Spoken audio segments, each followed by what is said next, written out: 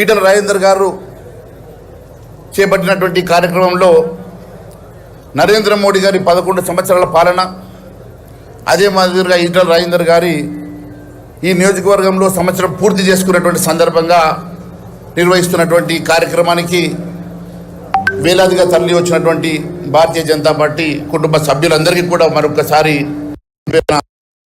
ఇస్తా ఉన్నాను. మిత్రులారా, 1500 సంవత్సరాల క్రితం గుప్తుల రాజ్యాన్ని చరిత్రకారులు స్వర్ణయుగంగా చెప్తారు.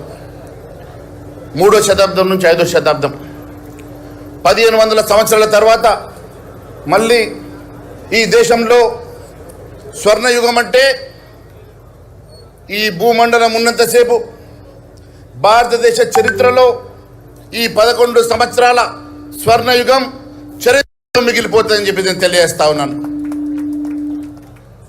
ఎక్కడో 11వ స్థానంలో ఉన్నటువంటి ఆర్థిక వ్యవస్థ ఈరోజు ప్రపంచంలో 4వ ఆర్థిక శక్తిగా ఒకవైపు ఎదుగుతూ మరోవైపు ఎన్నో కార్యక్రమాలు, ఎన్నో అభివృద్ధి కార్యక్రమాలు, ఎన్నో సంక్షేమ కార్యక్రమాలు, అట్టడుగు బడుగు బలహీన వర్గాల కోసం అనేకమైనటువంటి సంక్షేమ కార్యక్రమాలు చేపడుతూ ప్రపంచంలో ఆర్థిక శక్తిగా ఎదగడం అంటే ఇది ఆషామాషి అంశం కాదు.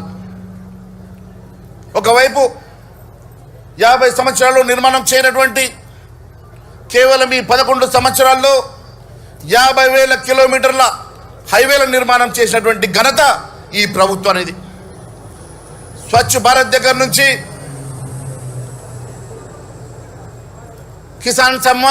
కిసాన్ యోజన వరకు అన్ని వర్గాల ప్రజానీకానికి ఎన్నో సంక్షేమ కార్యక్రమాలు అందజేస్తున్నటువంటి నరేంద్ర మోడీ గారి ప్రభుత్వం గత 11 సంవత్సరాల క్రితం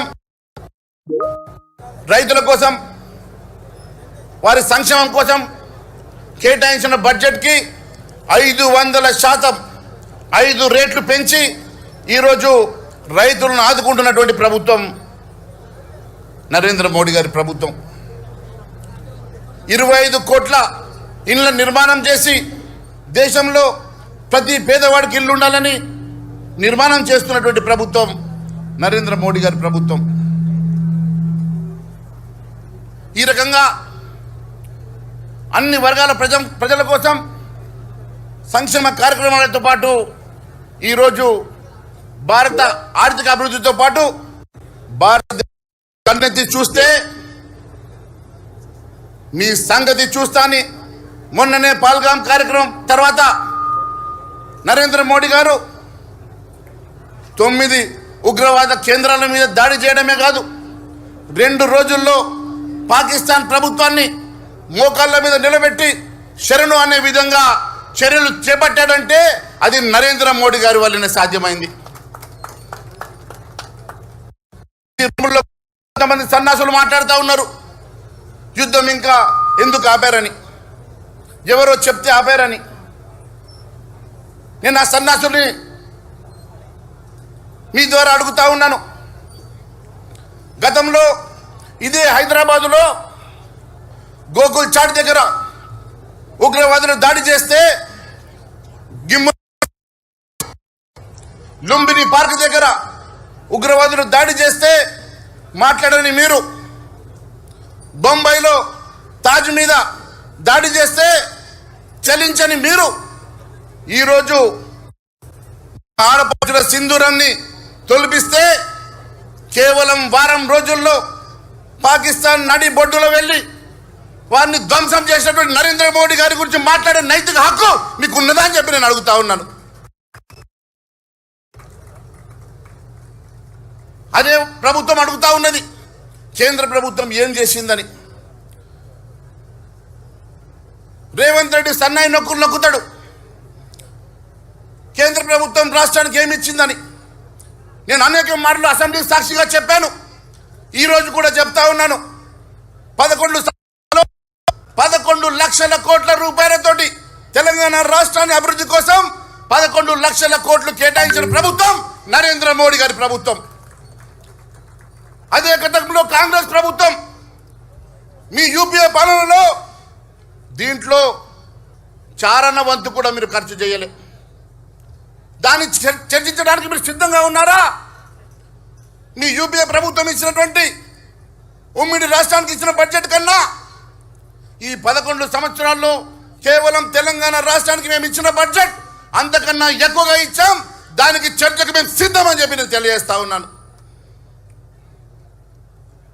ఒకవైపు దేశాభివృద్ధి, మరోవైపు మన రాష్ట్ర అభివృద్ధి, మరోవైపు దేశ అభ్యున్నతి కోసం పాటుపడేటువంటి నరేంద్ర మోడీ గారి పాలన ఇది నిజంగా స్వర్ణయుగం అని చెప్తూ, అదే మాదిరిగా ఈటల రాజేందర్ అన్న 1 సంవత్సరం పాటు